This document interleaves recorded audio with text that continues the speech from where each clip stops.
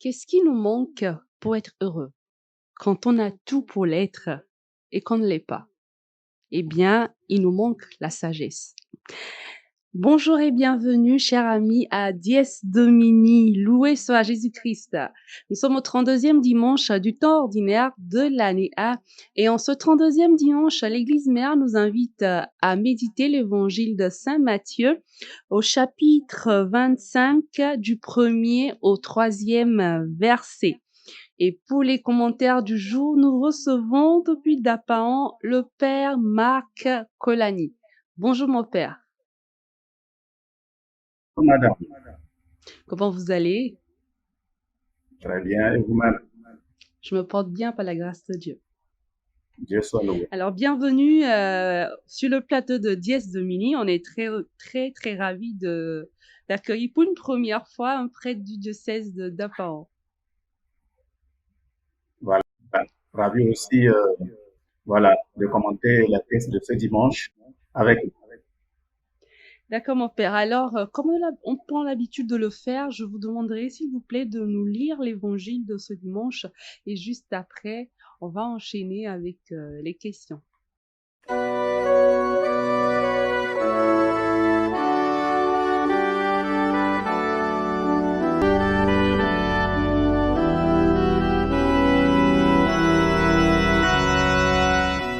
L'évangile selon saint Matthieu.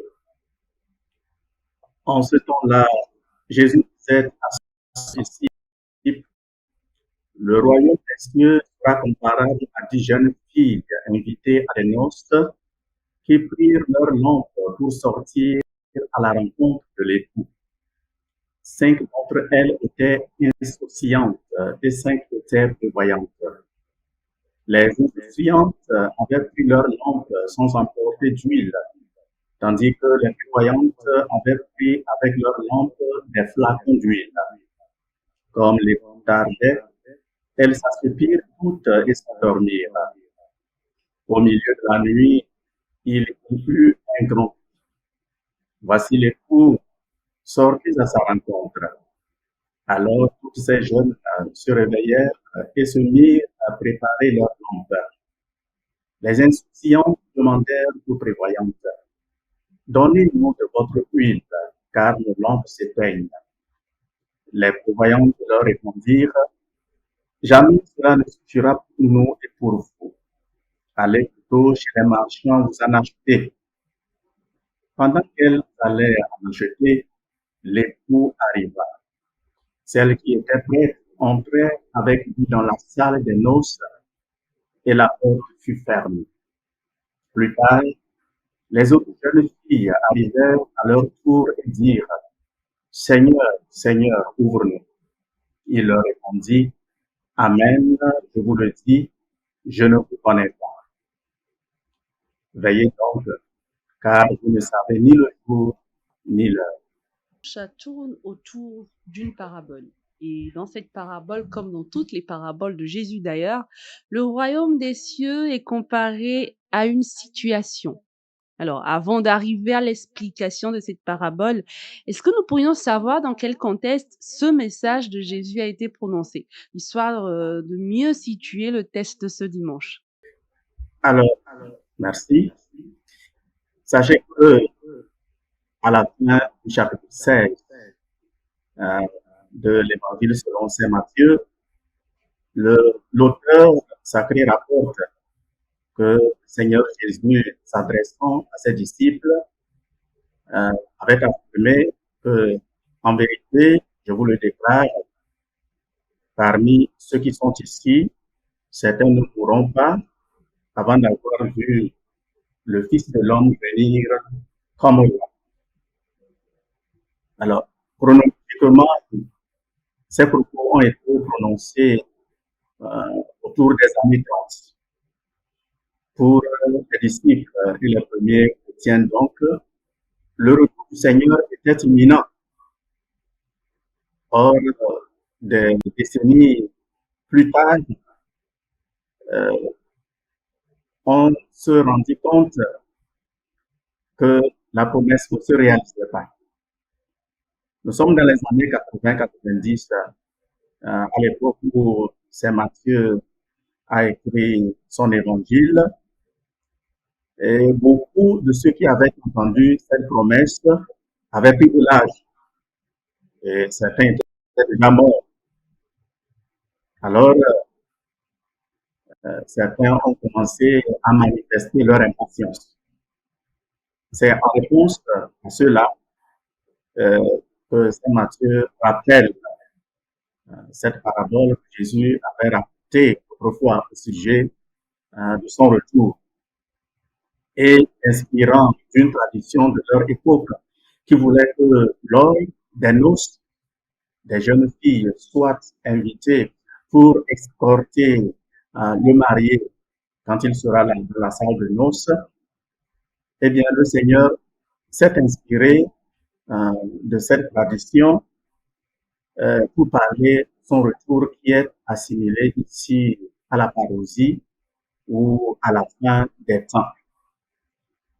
Donc, il parle de la fin des temps comme d'un mariage. Et parmi les filles professionnelles en chorégraphie qui devaient constituer le cortège, qui devait accompagner le marié, il y en a eu 5 qui étaient prévoyantes et qui ont été jusqu'au bout de leur mission, pendant que 5 autres ont été insouciantes et n'ont pas pu mener à bien la mission pour laquelle elles avaient été invitées. En concluant la parabole en ces termes, veillez, car vous ne savez ni le jour ni l'heure, Jésus indique que son retour sera comparable à la venue d'un voleur, le voleur qui vient toujours à l'improviste, non? Et c'est le même son de cloche dans la deuxième aujourd'hui. Ce texte qui est adressé aux Thessaloniciens. En effet, les chrétiens de Thessalonique pensaient que le Seigneur devait revenir leur trouver en vie. Et comme l'attente se faisait longue et que certains de ceux qui espéraient voir le Seigneur avant avaient déjà connu la mort, ils se posaient la question quant à leur sort. Et Saint Paul répond aux Thessaloniciens en disant que quand le Seigneur viendra d'abord, il ressuscitera ceux qui sont morts et il enlèvera les vivants. Et les deux ensemble seront conduits vers Dieu où ils demeureront dans la vie éternelle. Voilà le contexte dans lequel l'évangile de ce jour a été écrit. Voilà le contexte qui a prévalu à la rédaction de cette parabole. Alors du coup, selon vous, c'est quoi le message central de cette parabole-là? On le sait, hein, l'Église ne choisit pas les textes au hasard. Et en ce dimanche, avec la parabole des 10 vierges, qu'est-ce que le Seigneur veut nous faire passer comme message? Alors, les textes liturgiques ne sont pas choisis au hasard. Aujourd'hui, nous célébrons le 32e dimanche du temps ordinaire et il nous reste seulement 2 dimanches pour boucler l'année liturgique. Alors, le discours que nous écoutons aujourd'hui et celui des 2 prochains dimanches porte sur la fin des temps. Aujourd'hui, nous méditons la parabole des 10 jeunes filles. Dimanche prochain, nous écouterons celle des talents et le 34e dimanche, ce sera le jugement dernier. Mais dans la parabole d'aujourd'hui, il faut dire qu'il y a d'abord des protagonistes, non? L'époux, c'est le Christ Jésus. L'épouse, c'est l'humanité sauvée. Et les 10 jeunes filles représentent Israël, dont la lumière doit éclairer les autres nations à partir des Écritures et ainsi les conduire au salut. Soit dit en passant, 10, il s'agit de 10 jeunes filles et non de 20, de 30 ou je ne sais quoi. 10 représente le nombre minimum de juifs hein, de fidèles juifs pour commencer la liturgie synagogale. Ça veut dire que c'est symbolique. Les 5 prévoyantes représentent le petit reste d'Israël, les pauvres et les ombres de Yahvé, cela qu'on appelle les Anaïm.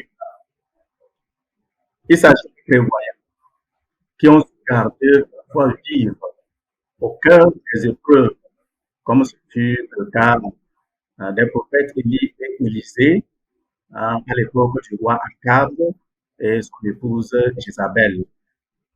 Le récit des 10 jeunes indique que le règne de Dieu sera pour des tous. Et nous savons que les convives vont dans le mariage pour partager la joie des époux, n'est-ce pas? Et parlant de la joie, le prophète Isaïe, lorsqu'il parle de l'eschatologie, de la fin des temps, du règne de Dieu qui sera comme des noces, il dit qu'il s'agira d'un festin de viande grasse et succulente, un festin de vin capiteux et décanté. À ce festin de noces, tous, sans exception, tous sont invités. L'époux est désiré et attendu. Mais personne ne connaît ni l'heure exacte, ni le comment du retour de la venue. Lorsqu'il sera là, seuls ceux qui auront les dispositions intérieures requises pourront entrer dans la salle avec lui. Et ceux-là sont ici représentés par les 5 filles prévoyantes, non? Quant aux autres, ils s'entendront dire, allez-vous-en, je ne vous connais pas. Bref, il ne s'agit pas d'être invité. Il faut être là. Il faut veiller, tenir jusqu'au bout. Et si l'attente se fait longue,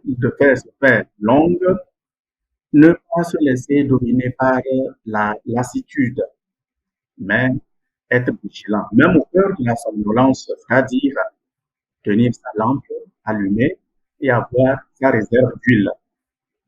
Ainsi, lorsque l'époux arrivera, il trouvera les préposés éveillés, debout et prêts à entrer avec lui dans la salle de noces.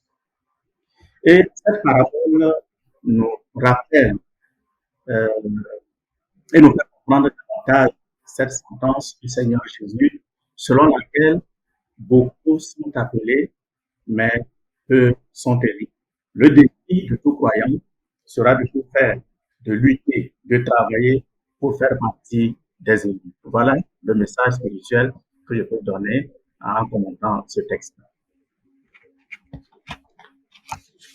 Nous, comme conseil, hein, aujourd'hui en tant que chrétiens, si nous voulons faire comme ces 5 jeunes filles qui ont été prévoyantes, si nous voulons suivre ce message de Jésus qui nous dit « Veillez et priez », vous ne savez pas l'heure à laquelle, voilà.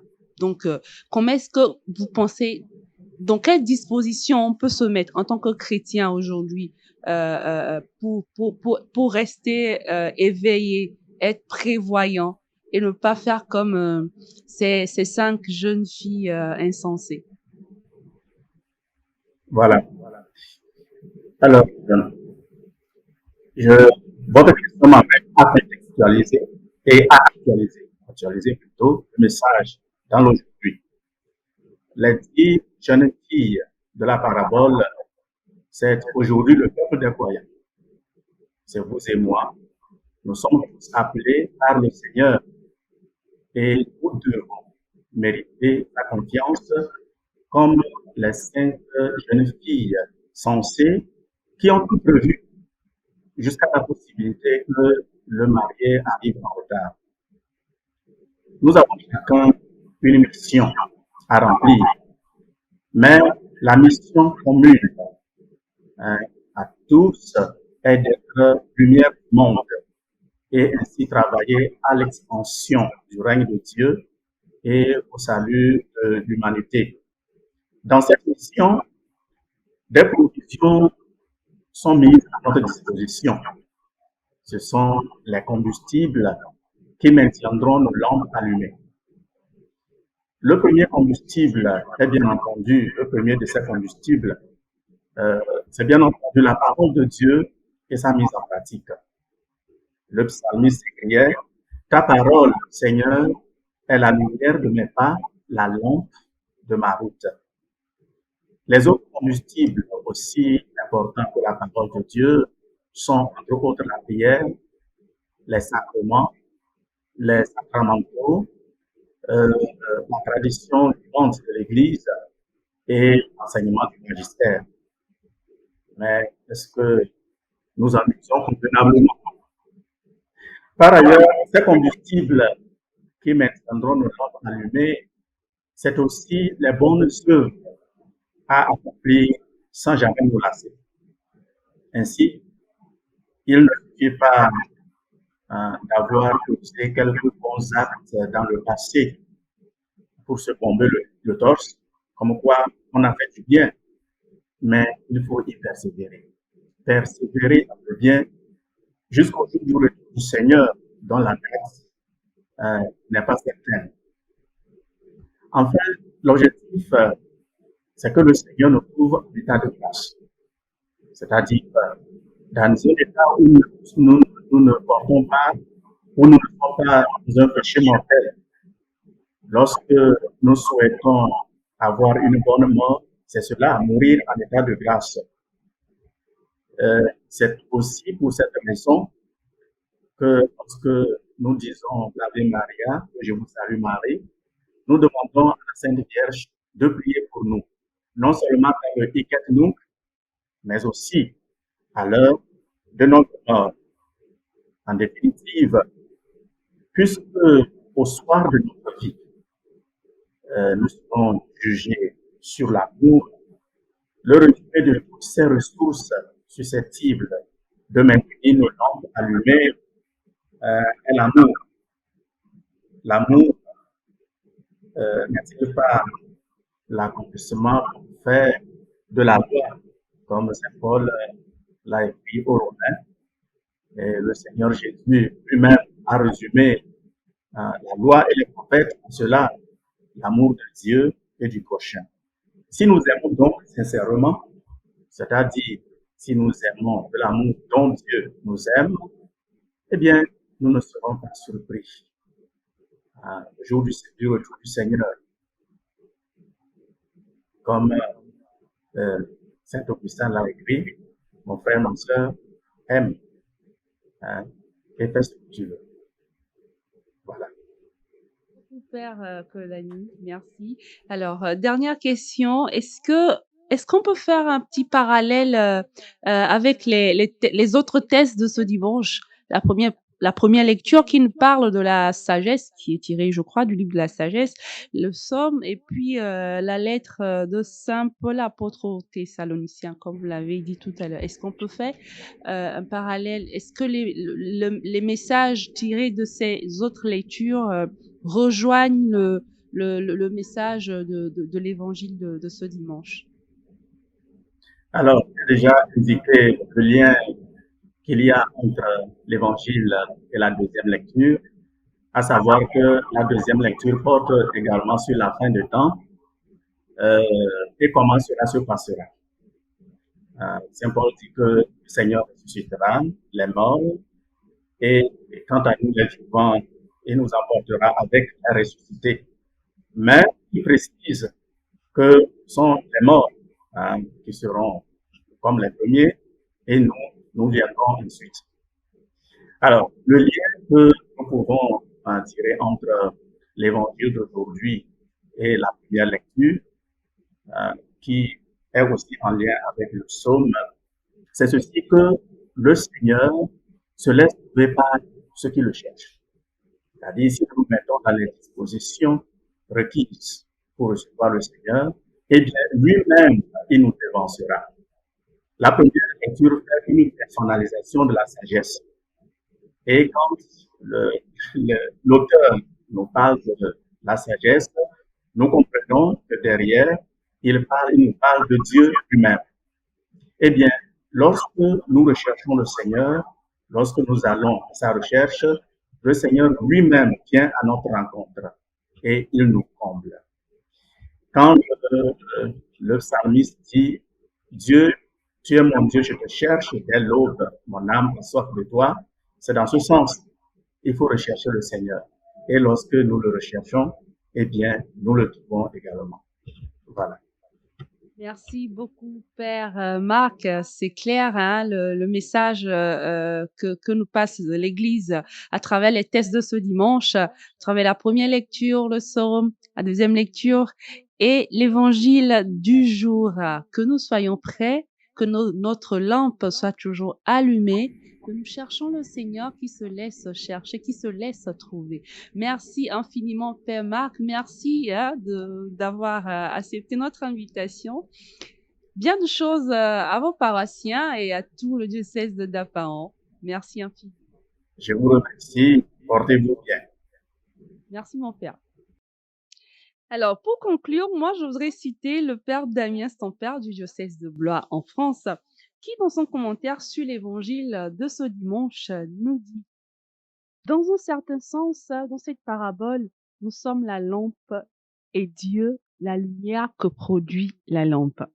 La sagesse est l'huile qui permet à la lampe de briller et de donner la lumière.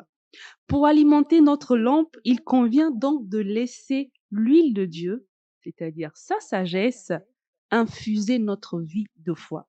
L'huile, c'est donc à la fois la prière, la foi, l'espérance, la bonté, la charité, qui sont signes de la présence de la sagesse de Dieu dans notre vie. Alors, cela requiert de notre part une participation active pour alimenter en huile divine notre lampe qui, sans huile, ne sert à rien. Alors, il arrive que des baptisés ne soient que des lampes sans huile, comme les 5 jeunes filles qu'on a trouvées dans cette parabole, c'est-à-dire sans amour, sans justice, sans prière. Et la grâce du baptême ne peut donc se déployer et la lumière de Dieu briller. D'autres, par contre, par la charité, leur sens de la justice, leur vie de prière, alimentent leur vie de cette huile qui permet à la lumière de Dieu de briller dans la nuit du monde. Mais on ne peut donner cette huile à ceux qui n'en ont pas. Il y a un appel à la responsabilité et à la liberté de chacun. C'est à moi de mettre de l'huile dans ma lampe, pas aux autres. Je peux montrer la sagesse, l'exemple de la sagesse, mais je ne peux la donner. Merci infiniment de nous avoir suivis, chers amis téléspectateurs. On se retrouve la semaine prochaine pour un nouveau numéro de Dièse Domini. Soyez bénis. Au revoir.